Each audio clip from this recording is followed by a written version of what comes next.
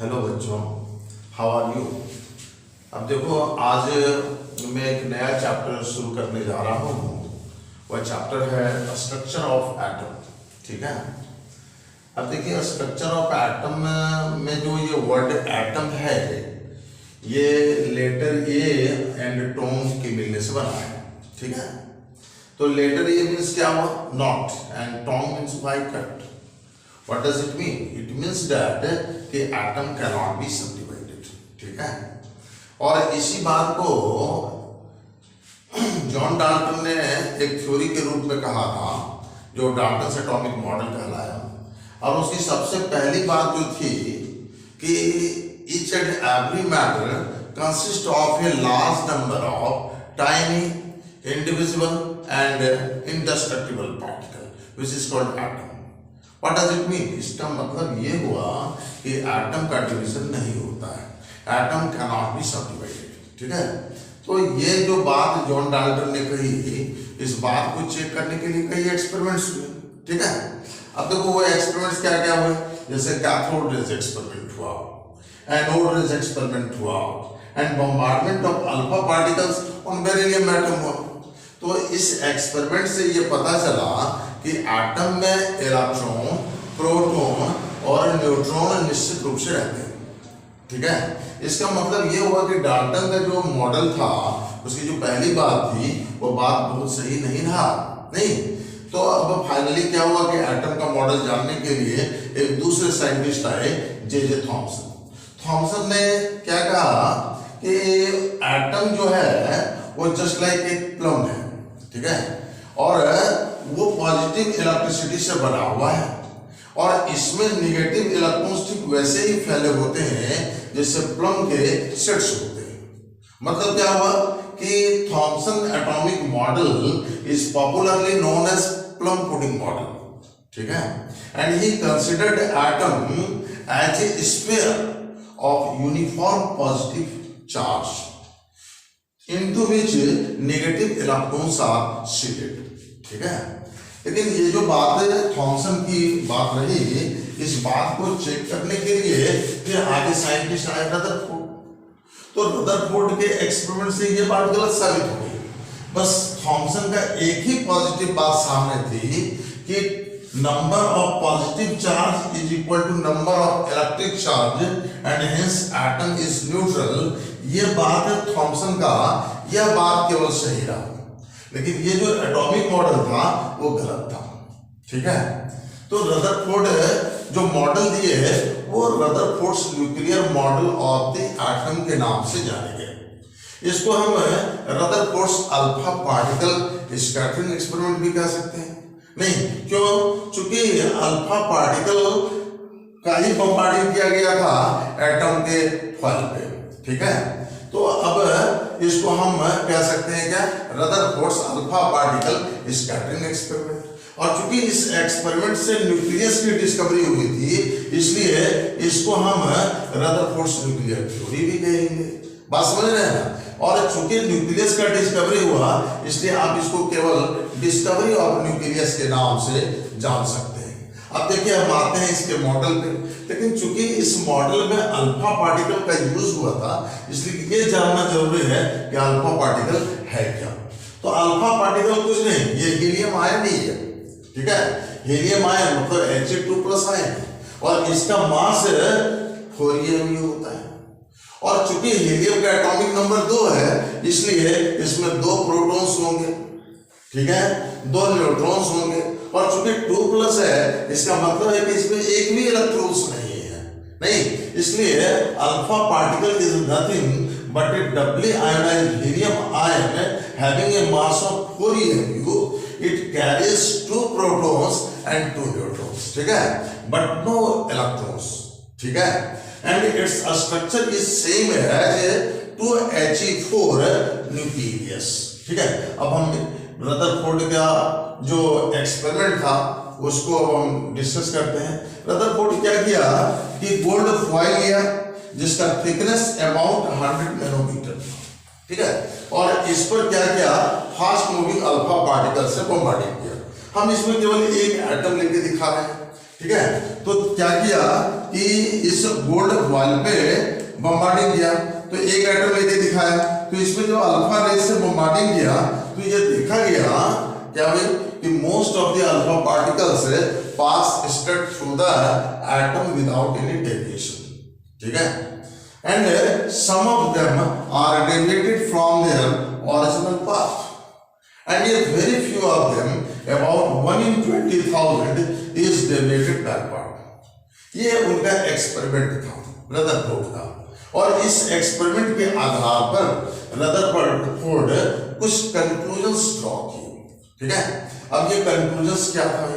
देखिए, सबसे पहला कंक्लूजन तो ये होगा कि since most of the alpha particles pass straight through the foil, अब आपको कहीं ऐसा ना हो कि यहाँ फिगर में देख रहे कि 4 ही अल्फा पार्टिकल्स निकल गया है, नहीं ऐसा नहीं, लाखों लाख अल्फा पार्टिकल्स इधर से उधर हो गए, है ना।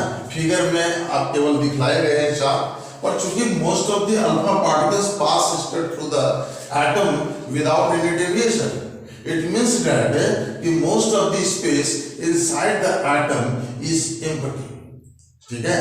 एंड दूसरा पॉइंट जो होगा, the central part of the atom is positively charge, why?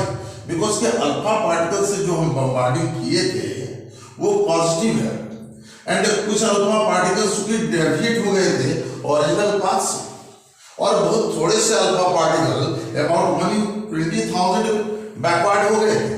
इससे ये लगता है कि सेंट्रल पार्ट पे कोई ना कोई ऑब्जेक्शन है, तो चूंकि ये प्लस है तो सेंट्रल पार्ट पॉजिटिव ही होगा। The central part of the atom is positively charged which is called nucleus, ठीक है। अब आप कह सकते हैं कि एटम में जो पॉजिटिवली चार्ज पार्टिकल है वो प्रोटॉन्स है। इसका मतलब ये हुआ कि प्रोटॉन्स न्यूक्लियस में ही रहता है, और बहुत सारे यदि प्रोटॉन्स हो जाएंगे तो प्रोटॉन प्रोटॉन के बीच क्या होगा? रिपल्सन होगा। इसलिए प्रोटॉन को एक साथ रखने के लिए इसमें दूसरा जो फंडामेंटल पार्टिकल्स है वो न्यूट्रॉन होगा, ठीक है। इसलिए आप कह सकते हैं कि all the protons and neutrons are concentrated inside the nucleus of the atom, ठीक ना।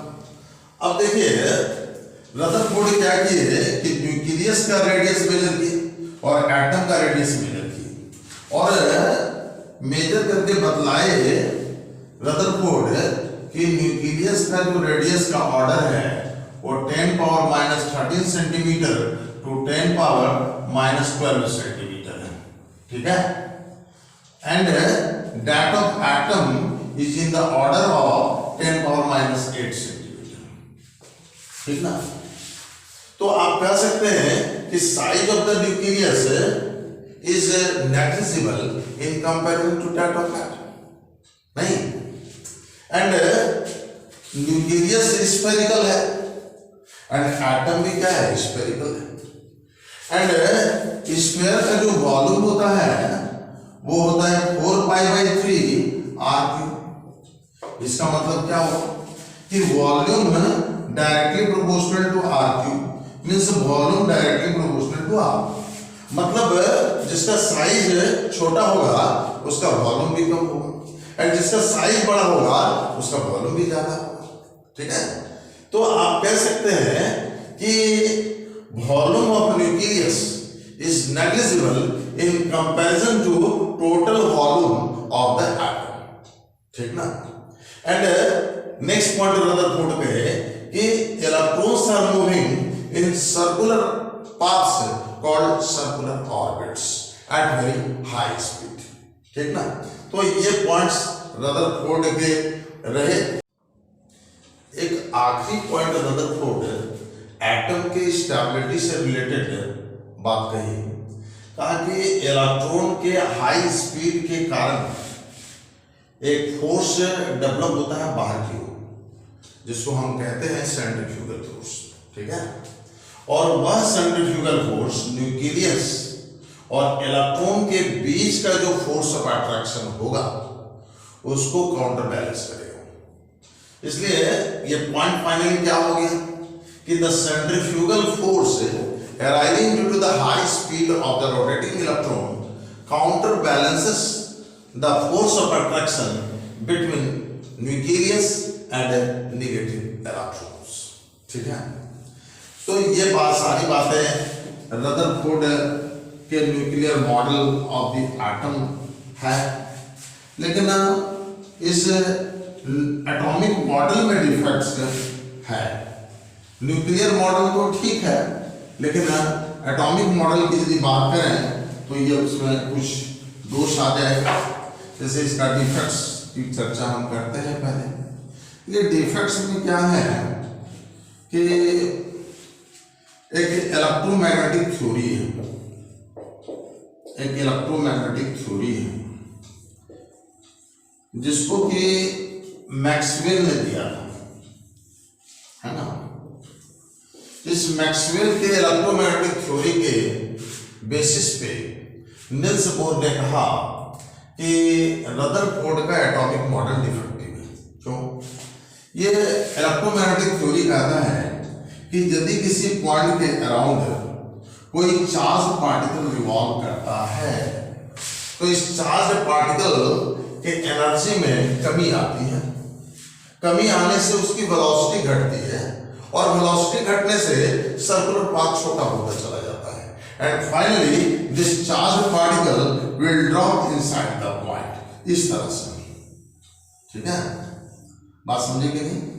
तो निल्स बोर कहते हैं कि ये जो एटम का न्यूक्लियस है वह जस्ट एक पॉइंट के जैसा है और इसके अराउंड जो इलेक्ट्रॉन रिवॉल्व कर रहे हैं वह नेगेटिवली चार्ज है, ठीक है, और इसकी भी एनर्जी में कमी आएगी। एनर्जी में कमी आने से वेलोसिटी घटेगी और वेलोसिटी घटने से circular path will become smaller and smaller and finally this negative charge electron will drop inside the nucleus. इसलिए रदरफोर्ड का जो एटॉमिक मॉडल है वह इलेक्ट्रोमैग्नेटिक थ्योरी के बेसिस पे डिफेक्टिव है, ठीक है। तो पहला तो डिफेक्ट यही हुआ। दूसरा जो इसका डिफेक्ट है वह कि Rutherford had no idea about the distribution of electron in circular paths, ठीक है। तो एंड नेक्स्ट पॉइंट नंबर 3 जो है वो he had no idea about the energies of this electron. That's all for today, students, and I will meet you